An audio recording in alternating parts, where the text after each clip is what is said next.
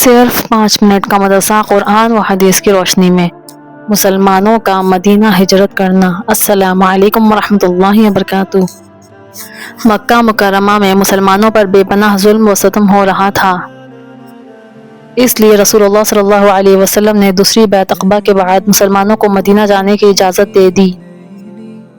مسلمانوں میں سب سے پہلے ابو سلمہ نے ہجرت کا ارادہ کیا اور سواری تیار کر کے سامان رکھا اور اپنی بیوی ام سلمہ اور لڑکے سلمہ کو ساتھ لیا، مگر بنی مغیرہ نے ام سلمہ کو جانے نہ دیا اور نبی عبد الاسد نے ان کے بیٹے سلمہ کو چھین لیا، جس میں اس بچے کا ایک ہاتھ بھی اکھڑ گیا۔ اللہ اکبر۔ اس کے بعد ابو سلمہ تنہا ہجرت کر گئے۔ ام سلمہ روزانہ مقام ابتخ پر آ کر روتی رہتی تھی۔ اس طرح 1 سال کا عرصہ گزر گیا۔ آخر ایک شخص نے ان پر رحم کھا کر ان کے شوہر ابو سلمہ کے پاس بھیجنے پر قریش مکہ کو راضی کر لیا۔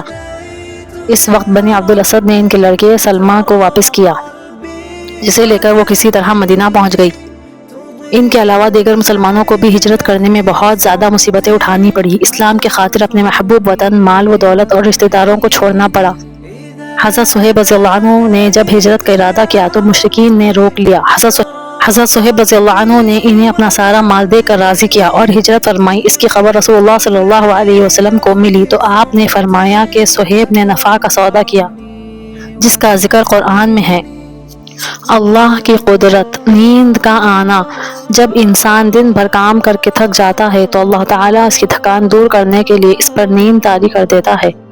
یہ نیند اس کے فکر و غم کو دور کر کے ایسا سکون و راحت کا ذریعہ بنتی ہے کہ دنیا کی کوئی چیز اس کا بدل نہیں بن سکتی۔ پھر اللہ تعالیٰ نے یہ نعمت امیر و غریب، عالم و جاہل، بادشاہ و فقیر، ہر ایک کو یکساں عطا فرما رکھی ہے اور اس کے لیے رات کا وقت متعین کر دیا ہے۔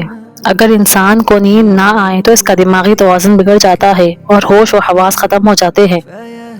لوگوں کے لیے رات کا وقت متعین کرنا اور ایک ساتھ نیند کا آنا اللہ کی بڑی قدرت ہے۔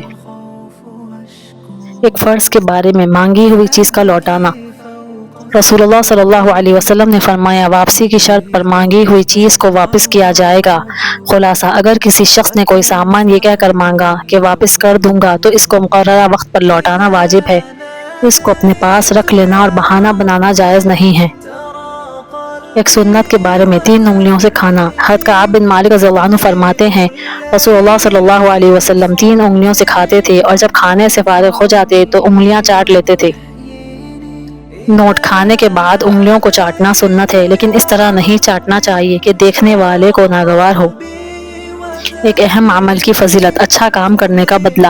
رسول اللہ صلی اللہ علیہ وسلم نے فرمایا، مومن کو مرنے کے بعد جس عمل اور بھلائی کا بدلہ ملے گا، اس کا وہ علم ہے جس کو سکھا اور دوسروں کو پہنچایا، یا پھر نیک اولاد چھوڑ کر گیا، یا کسی کتاب کا وارث بنا دیا، یا کوئی مسجد بنا دیا، یا مسافر خانہ بنا دیا، یا نہر جاری کرا دی، یا اپنی صحت اور زندگی میں اپنے مال میں سے صدقہ و خیرات کیا، تو اس کو مرنے کے بعد ان کاموں کا اجر و ثواب ملتا رہے گا۔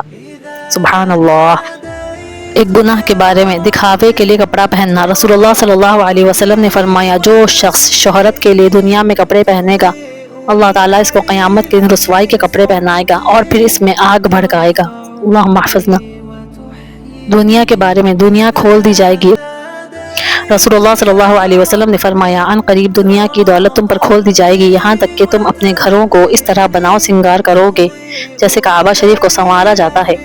اللہم احفظنا۔ آخرت کے بارے میں، اہل جنت کی شراب اور پیالے۔ قرآن میں اللہ تعالیٰ فرماتا ہے، ان اہل جنت پر چاندی کے برتن اور شیشے کے پیالے پیش کیے جائیں گے۔ وہ شیشے چاندی کے ہوں گے جن کو بھرنے والے خادموں نے مناسب انداز سے بھرا ہوگا، اور ان کو ایسی شراب کے جام پلائے جائیں گے جس میں سونٹ کی ملاوٹ ہوگی۔ طب نبوی سے علاج، ہر بیماری کا علاج۔ ایک مرتبہ حضرت جبرائیل علیہ السلام رسول اللہ صلی اللہ علیہ وسلم کے پاس تشریف لائے اور پوچھا، اے محمد، کیا آپ کو تکلیف ہے؟ رسول اللہ صلی اللہ علیہ وسلم نے فرمایا، ہاں۔ تو جبرائیل علیہ السلام نے یہ دعا پڑھی، بسم اللہ ارقیک من کل شیء یؤذیک من شر کل نفس وعین حاسد بسم اللہ ارقیک واللہ یشفیک۔